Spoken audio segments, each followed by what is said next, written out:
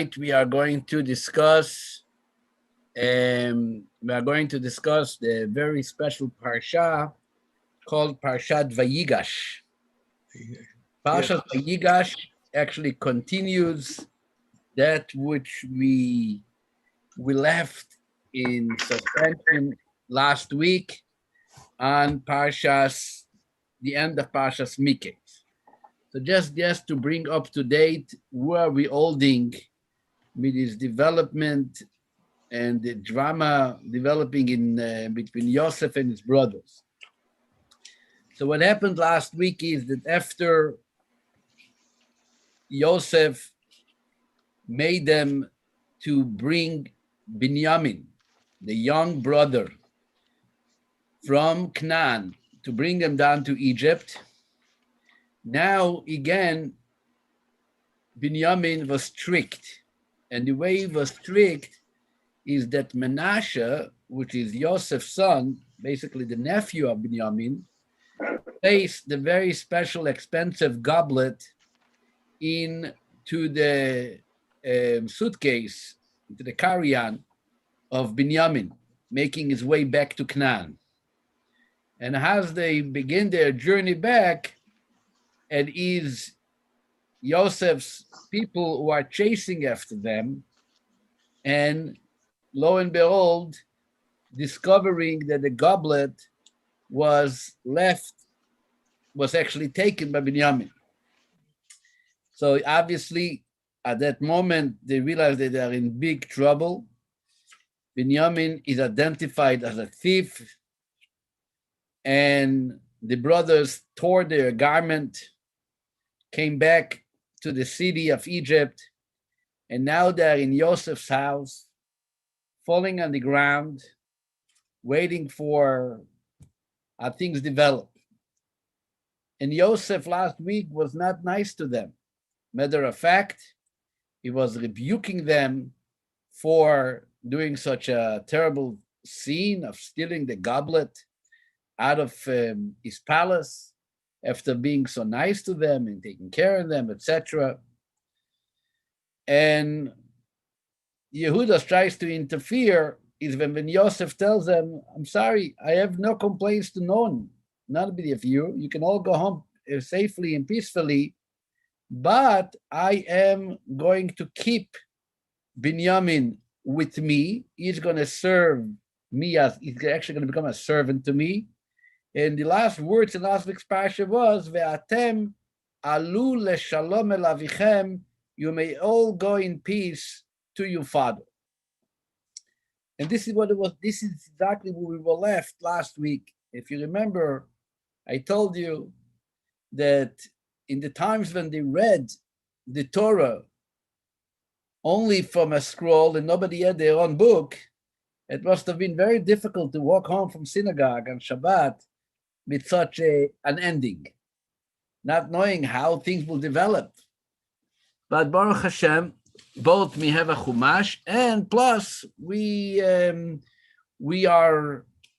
back a week later, and we can see how amazing the story develops. And this is the unbelievable drama which takes place in this week's parsha. Vayigash Elov Yehuda is the time when Yehuda approaches Yosef, and he starts to speak to him very clearly about their family situation and how difficult it's going to be if Binyamin is not going to return home. Yosef listens to everything they say. And at that moment, the Torah tells us on chapter 45, verse 1. And the Torah says, Velo yochol Yosef liitapek. Yosef couldn't bear anymore. He couldn't hold himself anymore. He couldn't control himself anymore when he saw what his brothers are saying. And at that time, he started crying. Now, the truth is that if you read the story of Yosef, he is a very emotional, seemingly emotional kind of person. We see him crying many times in the story of Vayigash, and even later. If you want to just to count them up, I believe he's crying about 6 times. Let me just make sure I have it right. Just a second. Here I put a footnote of the times that Yosef is crying. Just a second. And you're going to see that also the way he cries is each time differently than the other times. Number one, you see him crying in the story in chapter 42, verse 21. This was in last week's Parasha. The first time when they were sitting down in Yosef's house, and they came back after Yosef suspected them for being spies. At that point, says the Torah in verse 24, last week's Parasha, Vayisov me'aleim vayefch, that Yosef turned away from them and he cried. Why was he crying there? So Rashi says something very, very important, and this is going to be important to see what Rashi says to understand the discussion that we're going to come soon from the Tanya regarding this Parasha. Yosef, it says in the Torah, turned away from them. He didn't want to see them crying. But why was he crying? Says Rashi, Lefi sheshama she'oyu mischartim. Because when they were sitting there and they reflected on what happened after he told them, come on, if you want to make things up, you got to bring me your brother. At that point, they each told each other that it's really our fault. It's really our fault. This was in verse 21, last week's Parasha. We are guilty for our brother because we saw his distress when he begged us and we didn't listen. So they were actually regretting what they did to Yosef. And at that point, when they were regretting what they did to Yosef, so when Yosef heard them speaking about their remorse of what they did to him, so the Torah says, Vayisev me'aleim, Yosef turned away and he started crying. That was crying number one. Then we move on to chapter 43, verse 29. This is again in last week's Parasha. And this is at the point when he sees his brother after 22 years. His brother was about 9 or 10 years old when he left him. Yosef was 17. So there was about 6 years that he was working with the sheep after Yosef was born. Another 18 months until he made it back to Israel, which as they came into Israel, Binyamin was born. So now the average difference of years between Yosef and Binyamin was that if Yosef was 17 when he was sold, so Binyamin was about 9 years old, maximum 10 years old when Yosef saw him the last time. Now we are 22 years later. So Binyamin is already a 32-year young man. And he sees Binyamin. And he says to them on verse 29, Vayiso eino vayaris Binyamin achiv ben imoy. Yosef looked around and saw Binyamin, his brother, his mother's son. Vayomer, and he said, is this your little brother whom you told me about? Right? He's like referencing, oh, this is the boy. Because they told him they have a brother who they left with their father, right? Vayomar Elokim Yechoncha Beni. And Yosef said, may God be gracious to you, my son. At that point, when he says those words, says the next verse, that Yosef hurried, Vayemar Yosef, Kenichmeru Rachamov al Ochi Vayevakish Lifkois. That Yosef, when after he told Binyamin those words, his compassion was suddenly stirred up over his brother, and he wanted to cry. So because he wanted to cry, he quickly went into the side room and he cried there. Rashi there tells us what happened to Yosef, that only after telling him those words, may God be gracious to you, my son, started crying. What was magical about those words that turned Yosef into the anxiousness that he had, that he immediately had to run to go and cry in the side room? Rashi brings from the Medrash a very emotional give and take, which took place between Yosef and Binyamin. Rashi says that Yosef asked Binyamin, do you have a brother from your mother's side? Binyamin replied, I had a brother, but I don't know where he is. So then Yosef asked him, do you have any sons? Binyamin said, I have 10 sons, 10 children. And what are their names? Yosef asked. So Binyamin said, one, his name is Bela. Another one, his name is Becher. Very interesting names. And he recited all the 10 names to Yosef.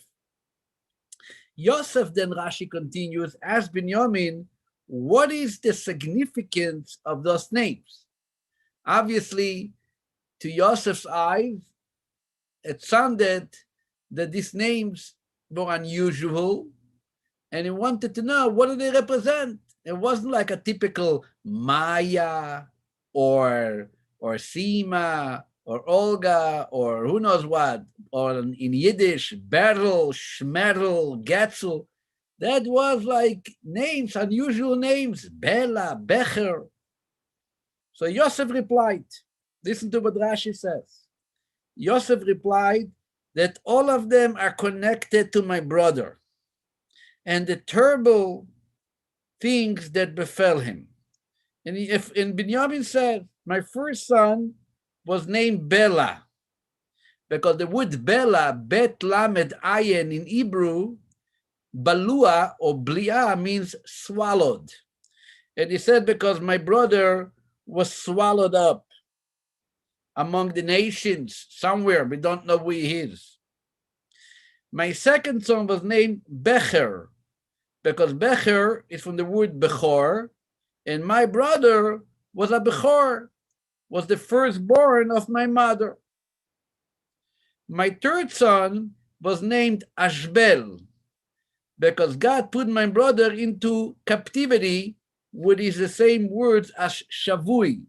Shavui in Hebrew means being captive.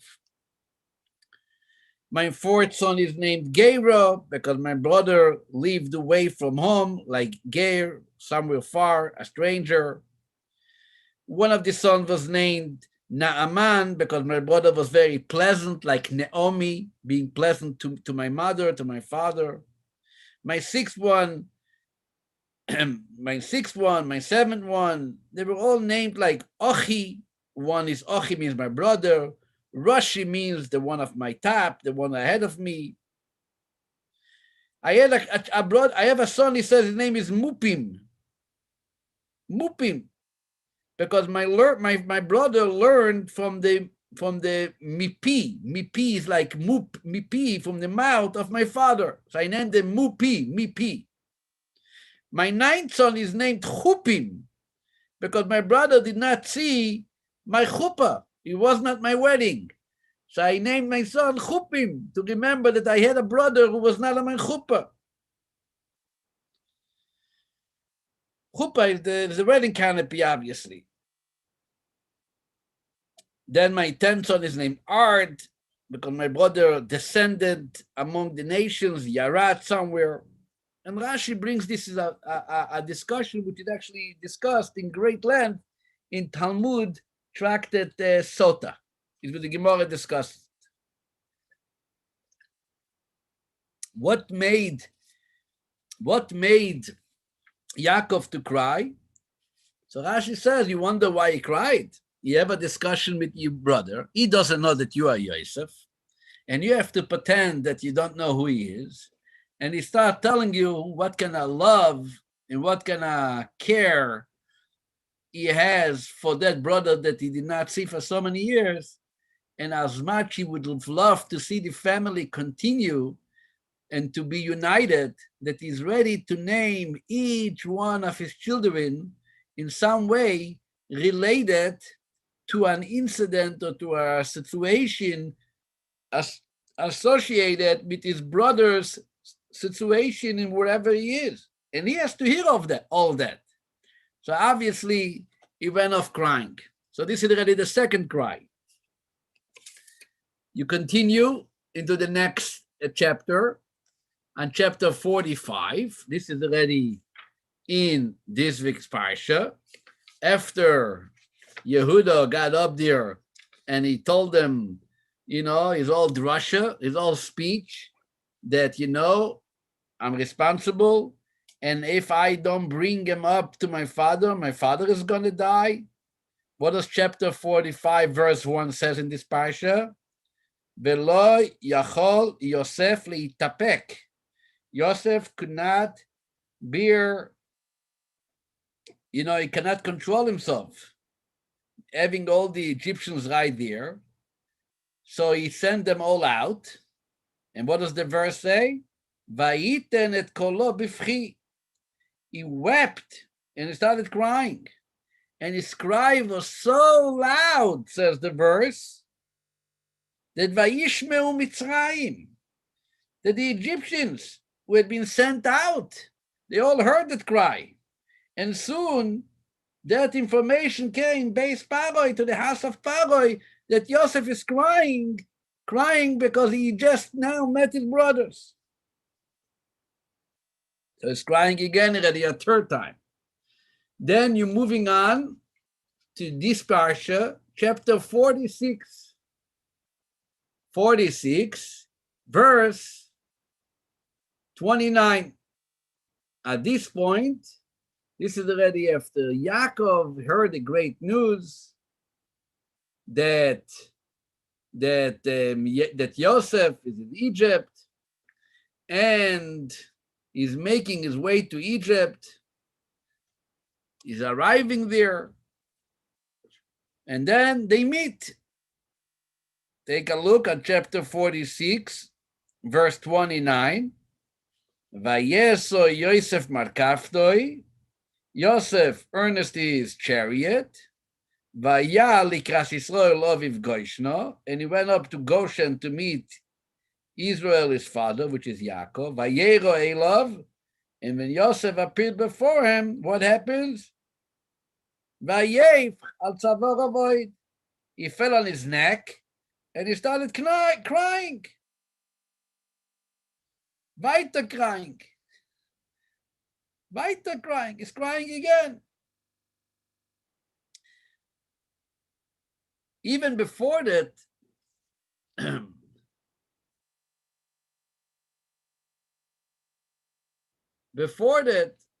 I missed, but when Yosef meets with his brothers, the verse also says that finally, when he reveals himself and he says, I am Yosef, he falls on the neck of Binyamin, his brother, and is crying over Binyamin. Binyamin cries over his neck, and he's crying over Binyamin's neck. Weiter cried. And the crying doesn't end. You're continuing to the next Parasha, which is going to be next week's Parasha. And this is obviously after his father is 17 years living together with Yosef in Egypt.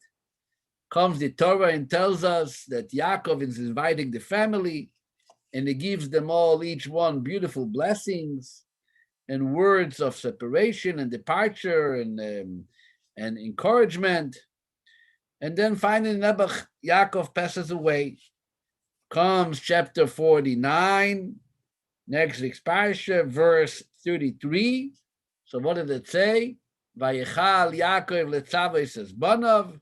As Yaakov finished commanding his sons, he gathered his legs into the bed. He breathed his last breath, and his soul gathered in to his people, meaning he died. What happens? Naturally, obviously, says the verse, Va'ipol Yosef al pnei Aviv. Yosef is falling at his father's face, and what? Vayevcholo. And again, he's crying. Vayishakloi.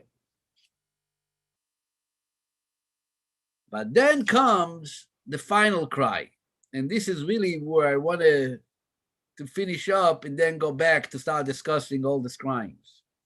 Turn a few more verses. There is a levaya. There is a funeral taking place. Whose funeral? Yaakov's funeral.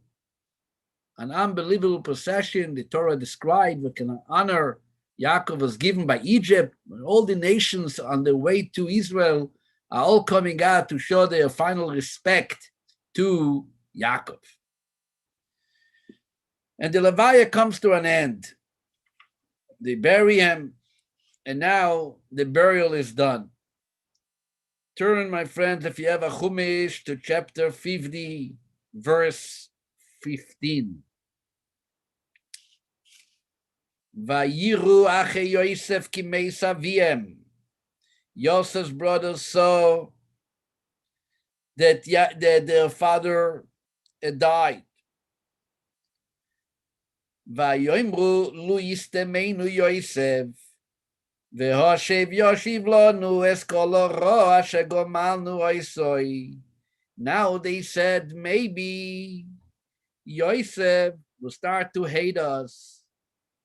Maybe Yosef is going to pay us back for all the bad things that we did to him, to Yosef. As long that father was alive and he was watching us and Yosef was respectful to his father. In parentheses, we all remember that even Esav told his brother Yaakov, I'm going to wait till after dad dies, and then I'm going to get you back for stealing the blessings. It was obviously that in front of the father, even Esav knew that brothers don't fight in front of their father. They don't want to cause their father this agony, the stress of seeing family fighting. So if Esav had that sense and had that feel not to hurt his brother at the time that his father was alive, so we can imagine that Yosef's brothers also felt kind of protected, shield, as long as Yaakov was alive. But they knew that they caused them a lot of anguish, 22 years in a pit, as a slave, a prisoner. And they felt that now he's going to get back on them. And they fabricating a story, which is a separate discussion, that our father said before his death that you should tell Yosef, please forgive them. And when they are telling him those words, what does the Torah say? What does Yosef respond? Before he even talks to them, they say, Be'ato, please, Sona lepesha avdei Elohei avicha. Please, they ask him, forgive the wrongdoings of the servants of the God of your father. And what does Yosef do? Says the Torah, Vayef Yosef, Bedabra Melav. And when they spoke to him those words, Yosef is what? Crying. Crying. Crying as if to say, what are you suspecting me? That I'm now going to take revenge? What are we playing shtick over here? I guess for the very fact that they were even suspicious for such a thing, that itself is what gave them gave Yosef the reason to cry.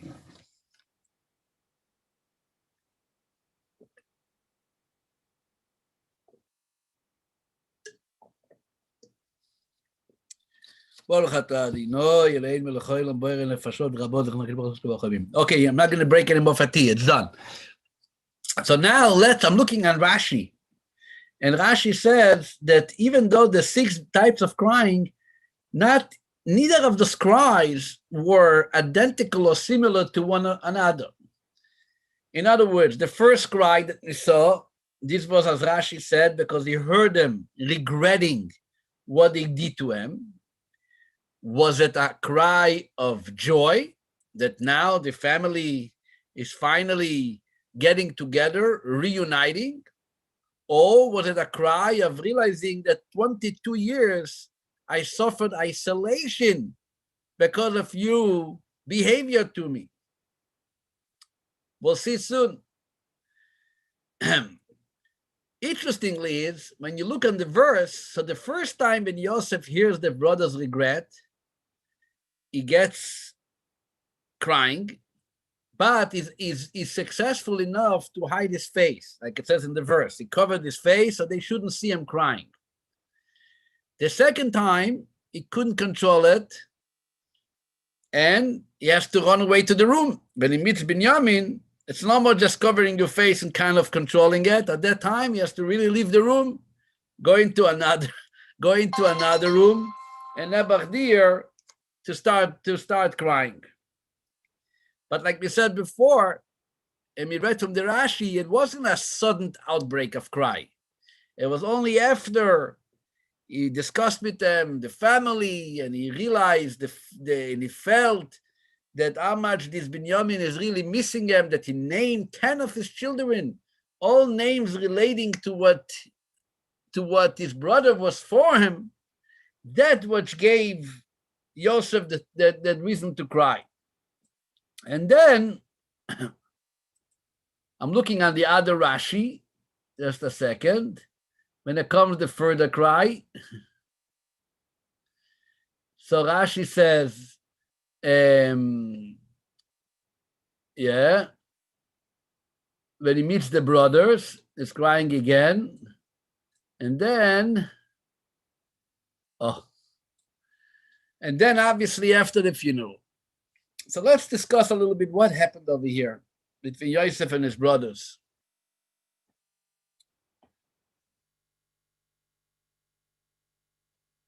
It's a very difficult story, okay? Yosef and his brothers is not an easy story. Some stories you can explain, you can find, you can twist it in a way it should make sense. The story of Yosef and his brothers, especially knowing that we're talking about the tribes, the holy children of Jacob and Rachel and Leah, it's very difficult. The very truth is that according to the Kabbalah, I'm sure we are all familiar with what we read on the Yom Kippur prayers, the 10 martyrs, the righteous people, the sages who were prosecuted so brutally by the Romans, Rabbi Akiva, Rabbi Gamliel, Rabbi Yeshua Vaseifer, and there were 10. And we read in our prayers on Yom Kippur that they received divinely. Why is it that they are being so brutally taken? Was that this is kind of a payback of that what the 10 brothers did to Yosef. In other words, they had to go through many generations later until there was some type of people who were close to the level of those brothers, and God, so to speak, exercised the punishment by allowing that what happened to them by the Romans as a way of somehow resolving an issue which took place many years earlier between Yosef and his brothers. Did Yosef forgive his brothers for what they did to him? Did he forgive them? We don't find anywhere in the Chumash those very words telling them, I forgive you. Matter of fact, in the whole story, we don't even find that the brothers are apologizing for what they did. We don't find an apology. You read the verses and you don't say that the brothers are saying, Slicha, I'm sorry, brother Yosef. We see their distress, we see their outcry, we see their concern, but there is no apology. They don't ask for an apology, and Yosef doesn't give them an apology. What do we see? And this is sometimes more important than the apology. And this is really a very important lesson talking about this Parasha in relation to that what comes up this week on Friday on the Hebrew, on the Jewish calendar, the 10th of Tevet. The 10th of Tevet, which is on Friday, is considered one of the biblical biblical fast days. What is the reason for the fasting of the 10th of Tevet? So this is recorded in Tanakh. This is the day that Jerusalem was placed under siege by Nebuchadnezzar, king of Babel. Ezekiel, the prophet, was already in Babel, and he saw the vision, which is recorded in the book of Ezekiel, that God tells them, today, in the midst of the day, Nebuchadnezzar, king of Babel, placed Jerusalem under siege. 2.5 years later, the walls were breached, which led to the destruction of the first and the second temple. So the 10th of Tevet is really considered the so-called the beginning of the end, if you want to speak, if you want to describe it. Even though it was only the beginning, they were only under siege. So as far as the Jews were concerned, they still had the temple, and they still had their services in the temple. But 2.5 years later, when the temple was finally destroyed, retroactively, the 10th of Tevet became a very tragic day, because this is the day that it all began. Babylonia came and surrounded us, which led to the destruction. And that's why, like all the days which are associated with the destruction of the temple, was instituted by our sages to fast. The 9th of Av, the 17th of Tammuz, and the 10th of Teves. The 10th of Teves is the only fast that even if it falls out on a Shabbat, which now it cannot fall on Shabbat because the calendar wouldn't allow it to fall on Shabbat, but Jewish law says theoretically, if the 10th of Teves would have been on Shabbat, we would have fasted like Yom Kippur. Yom Kippur we fast on Shabbat. We understand because it's such a holy day. Every other fast, when it falls on a day like Shabbat, we postpone the fast day. If the 9th of Av, which could fall on Shabbat, we push it off to Sunday. The 17th of Tammuz, we push off to Sunday.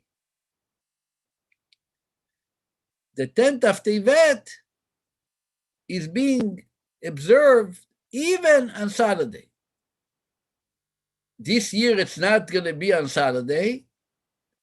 And usually on the calendar, it cannot fall out on Saturday. But it's also very strange very special, very unique, that when it falls out on a Friday, we will fast. Because usually we don't even fast on Fridays.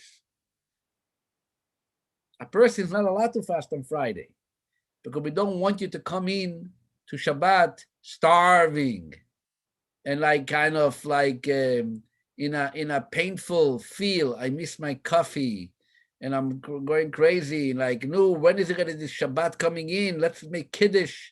Let's the night begin so we can start. And we don't fast on Friday. This year, in 2 days from today, on Friday morning, we will fast. And when are we going to break the fast? When we make Kiddush Friday night. That's going to be the breaking of the fast. It's actually, in the one hand, it's especially in Seattle, it's a very easy fast because it ends early. The night begins like 5:05, I think, or 5:10. Look at the calendar. So by 5 o'clock, a little after 5, you can already break your fast. And it doesn't start that early. So if you're a little, if you have a little courage and you do what I will do, I will get up 6 o'clock, to anyway get up, have a coffee, and go daven, and then by 5 o'clock I will be ready to break it. It's not the end of the day. So logistically, it works out to be an easy fast here in Seattle. My brother in Argentina is going to have to fast till 9 o'clock at night because it's summer for them. So don't worry, he pays me back. It comes the 17th of Tammuz. He tells me, enjoy Seattle. By us in Argentina, we finish fasting at 5. You still have to fast till who knows? It never ends, actually, the 17th of Tammuz fast here in Seattle. I think it goes on for weeks. The sun never sets on that day. But either way, what happens is that we're going to fast, and the fasting is to reflect on that which led to the destruction of the temple, that what led to the decrees. And what is it really what led to it? We all know the story. There was the animosity between the Jews themselves, is what the Talmud identifies, is what brought about and provoked the anger by God, which led to the destruction of the temple. So we're talking about correcting and repairing animosity, separation. So there's nothing more apropos than to look at the story of Yosef, the animosity of brothers, and to see what is the response to animosity. How do you deal with that? Especially if you're not being asked to be forgiven. Nobody's asking you for forgiveness. The brothers didn't ask you for forgiveness. They're upset, this, that, and the other. So what is the response? We come to this week and we see obviously the very, very, very strong word, which is repeated next week's Parasha with more length. But, gewaldig, after Yosef meets his brothers, what does he tell them? On chapter 44, verse 5. On chapter 45, verse 5. He tells them of word laid earlier, Ani Yosef, I am Yosef. And right away he says, Ve'ato al teyotzvu. But now, don't be upset or angry with yourselves. Ki machartem ati eina, that you sold me to this place. Don't be angry. You did something wrong, but don't be angry. Why? Ki lemichya shlochani eleikim lifnechem. For now you see that God sent me ahead of you to save you and to save your life. As he continues later, verse 7. God sent me here ahead of you to create a place for all of you to survive. And then comes the most powerful words. And this is the key to every situation that we go through in life, especially when we are being challenged by friends, so to speak. 5 words on verse 8. Ve'ato, and now. We can see that what? Lo atem shlachtem oti eina. It was not you who sent me here. Ki Elokim. It is God who sent me here. You read those words and you see how unbelievable this whole story of Yosef and how Yosef approaches his brothers and the whole situation which came to him. Yosef didn't have to forgive his brothers. Yosef wasn't anticipating an apology from his brothers. They should have asked for an apology.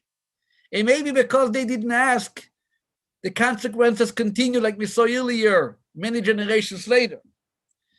But Yosef did not expect an apology because Yosef took the old story and he put it into a new frame. He put on a new pair of glasses that none of us ever had before Yosef. And he said, let me tell you how I am looking on this story, what happened. Let me tell you my belief system. I believe, says Yosef, that nothing is happening accidentally.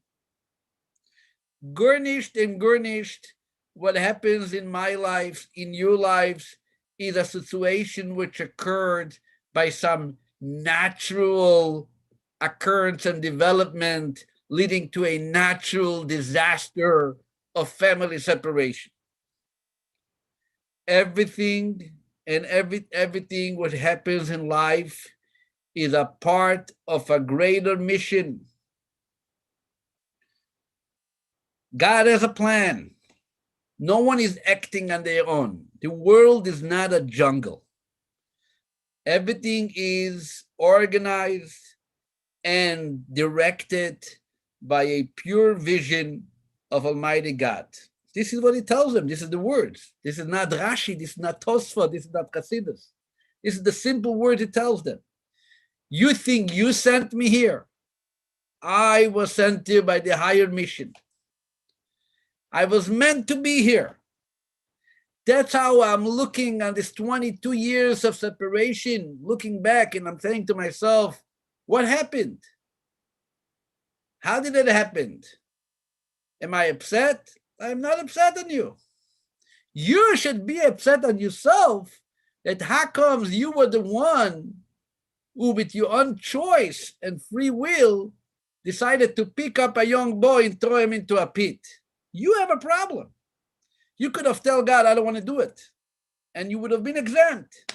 Let God figure out ways to figure out his mission. So you have to deal with that.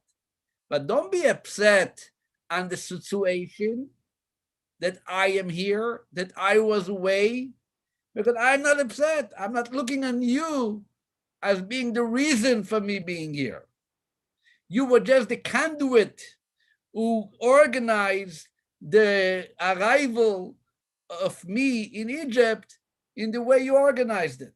But I was always meant to be here. Imagine if I wouldn't be here, he tells them. Who would have taken care of us? This old master plan of Egypt becoming a source of inspiration physically, sustenance for the entire world was my plan. My plan. It's not my plan. It's God's plan. God needed a representative to make it work, and it chose me to be the one. What do we learn from the story of Yosef and his brothers? There's a whole discussion always. Forgiving, not forgetting, all kinds of beautiful discussion. How much can I forgive? What can I forgive? This is not a discussion. You want to know how much you can forgive? You can forgive as much that you would realize that what you went through is a part of a greater picture that happens to be that you were a part of it. And you were meant to be exactly who you're meant to be. Again, it doesn't mean that the people who brought you to this place are not guilty for kind of some type of behavior. And they should come and they should apologize. But you could forgive them by realizing the frame. I call it the frame. You mold the story into a frame, into a picture, into a scenario, which you obviously can continue and looking at it and say, that's fine. Things are good. Take, for example, someone wrongs you personally, okay? Someone wrongs you personally. He comes and he, let's say, demands from you something that you feel is wrong, and you know is wrong, and you believe is wrong. But you're in a situation now that you have to respond to that person. And what do? You're telling to yourself, I guess I'm not doing my job good enough, and that's why I am being charged with all kinds of competitions, which I don't, which I shouldn't have get, and I'm not anticipating. You can get upset, right? You can get upset, and rightfully so. Why is he coming and competing with me, seemingly taking away from me? Or you can continue and say, I have to do my job, and look 10 years later and say, if not for that competition, where would I be today? He got me and he led me to realize more of my potential and to bring out more of my abilities, and that's where I'm now 10 years later. There is many situations in life that we feel like Yosef and his brothers. And the Alter Rebbe in Tanya writes very clearly that a person has to learn from Yosef to be kind for those who are liable. Again, the emphasis is that they are liable. We're not making them tzaddikim. They are liable. But at the same time, Yosef says, you think it was the strong hands of Shimon and Levi? That's what the ones who took me and threw me into a pit of snakes and scorpions. You think it was Yehuda who said, let's sell him to the Ishmaelites? It was God who chose me to be his messenger in order to get me to this place where we are here today. This is what Yehuda is saying. This is, I'm sorry, what Yosef is saying. Later, when they come back from the funeral, he says it even more. He said even stronger words that he said here. Next week's Parasha, at the end of next week's Parasha, when he's crying again, when they speak to him, and I guess he looks at them like, didn't you get me? Didn't you understand that I did not look at you in any way that you did anything wrong to me? He says later, in the end, this is like the last few verses of next week of Bereshit. Atem chashaftem olai ra.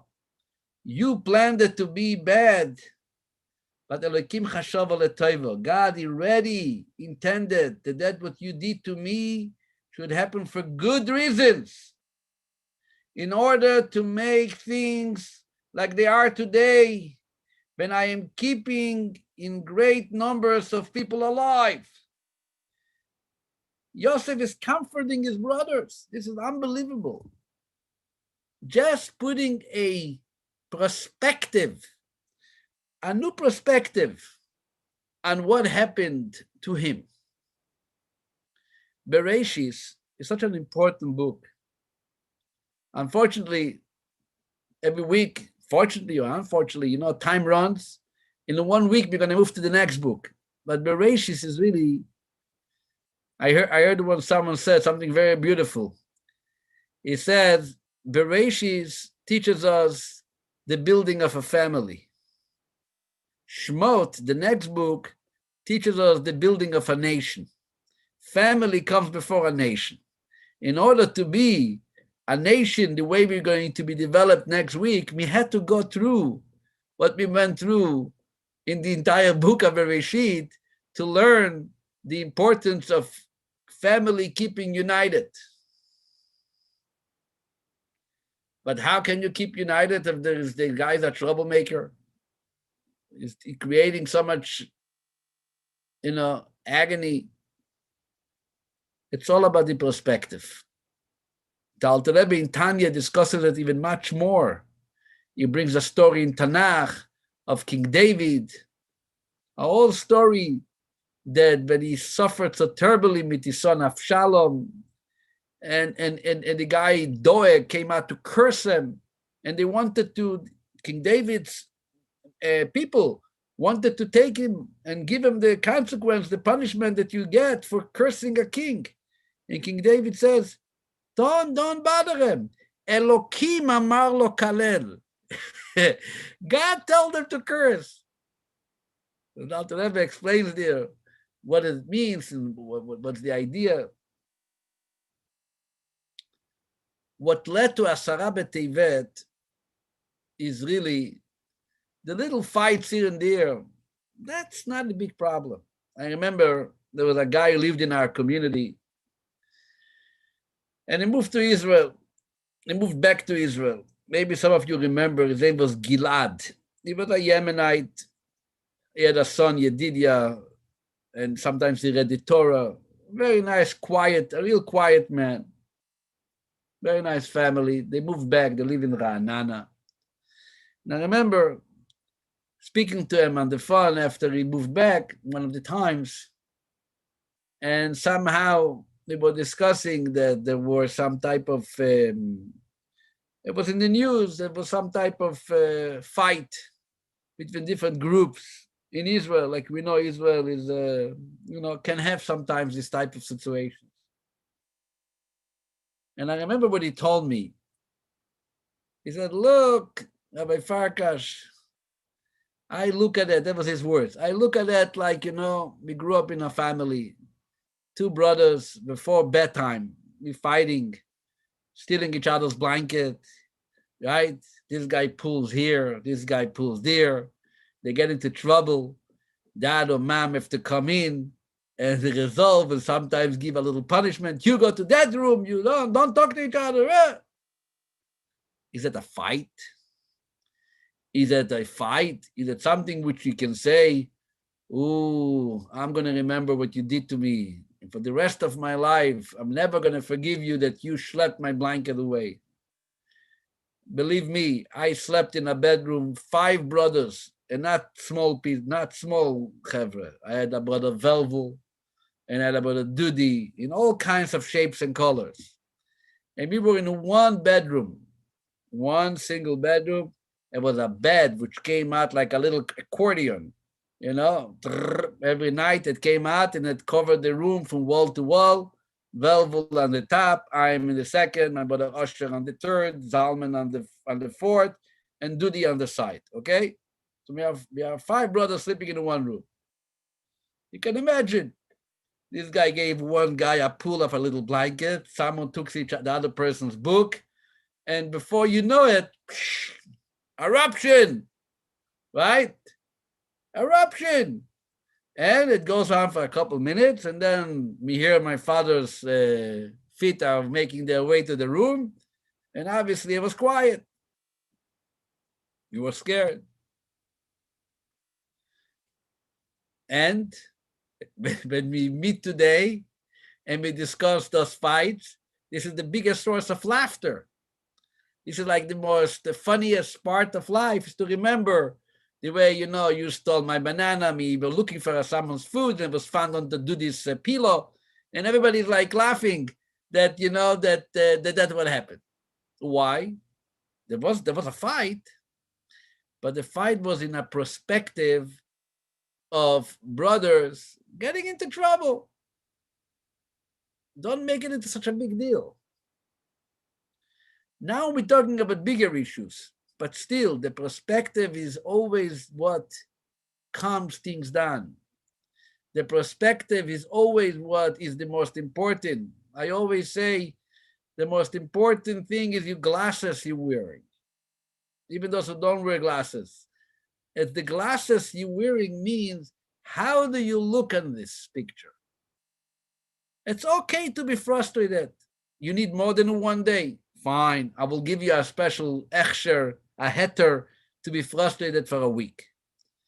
But come on, eventually you got to come back, sit down, and look on the big picture and see, so what is really going on? Yosef teaches us a very important, one of the most important lessons in building a family. Building a family, building a relationship. Yes, you have to be asked for forgiveness. You have to be able to forgive. You want to forgive and not forget. Fine, we understand. Sometimes this is the situation. But more importantly, what does it mean for me? I was wrong. So what does it mean for me? Does it mean for me that I'm in trouble? Does it mean for me that I have to live the rest of my life frustrated and upset and feel that somebody wronged me? Or I'm looking at it and say, you know what? Maybe there is a practical plan here. Maybe God has something for me and he wants me to, to look at myself a little differently and start considering, what I deserve and what I don't deserve. Put it in a bigger picture. Many times it's hard to put it in the same perspective on your own. It's good to seek out advice of a friend, a mentor, a spiritual guide, somebody with experience to tell you a little more and try to put it in perspective. But at the same time, the Parasha teaches us, and this is the lesson before Asara B'Tevet, that there is a perspective. There is a much higher frame that things are being taken in consideration. And if we are able to lift ourselves up a little bit, just a little bit, from the narrow siding, from the little limited, confined type of outlook, and to say, let me look at something higher. Remember the story of Yosef, and I'm sure you're going to find inspiration to move above and beyond and to see how things can be changed. And many times, it's definitely going to lead to something better. That's the nature of things. I heard a story, very unfortunate story. There's a lot of stories like this. But this is a story which I actually heard about a bus driver, one who drives kids to school, who left a small child in the car. Sometimes it happens in Israel, other places, very, very scary. One of the scariest things which can happen to a child, left in a car in a hot, sunny day. Anyway, now the parents are sitting Shiva, and the grandfather gets the courage to invite the bus driver, to come over to the house, to look the parents in the face, and somehow advocate for him. But that's not the end of the story. The end of the story is that there's a huge organization today in Israel which puts in tremendous amount of education and advertisement, all about teaching the drivers and parents the awareness of not leaving your car before you make sure that everybody's out, especially children. And there is a whole operation about it. And it saved, we can imagine how many lives it saved. Where did it come from? It came when somebody was in a very difficult time, able to rise above and beyond, like Yosef, and said, yes, it was tragic, but let's see what is the greater purpose of the story. What can we make out of it? Something good has to come out. What good can be there of a child, God forbid, dying in the heat of the sun, locked up in a car? Nothing good. But the courage of teaching people and educating people and drivers and parents about the importance of life is, I wouldn't say something good directed from what the bad tragedy, what happened, but definitely putting it in a perspective which gives comfort to the people who were involved in this tragedy. They themselves look at themselves and say, we are doing something good, we are educating others, we are creating an awareness, and we're saving lives. Anyway, this is the story. I want to wish you all a good evening, a good night. You can unmute yourself. We should merit to only see goodness and happiness. And we shouldn't have to use our strength of looking to be strong, but rather we should use our strength to do more good things. I remember once there was a very close friend, woman in the community, which was going through a kind of a little difficult time. So I said, listen, young lady, you have to be strong. And I would never forget, she said, Rabbi, I don't want to be strong anymore. and that moment when she said those words, I don't want to be strong anymore, I knew that your situation is going to be resolved. Because she was strong and she realized that she has to be strong, but she comes to a point, Yalla, God, I had enough with being strong. And the truth is, in your particular story, it didn't take a few days, and everything which she was so concerned about really turned to the best way possible. So yes, sometimes you can turn to God and say, I don't want to be strong anymore. I don't want to be strong.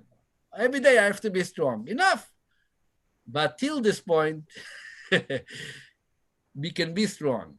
Be strong means literally to try to find, like we said before, like look at this Parasha, read the Parasha yourself, go back to it yourself and read it and see how beautiful Yosef is coloring the situation of his 22 difficult years.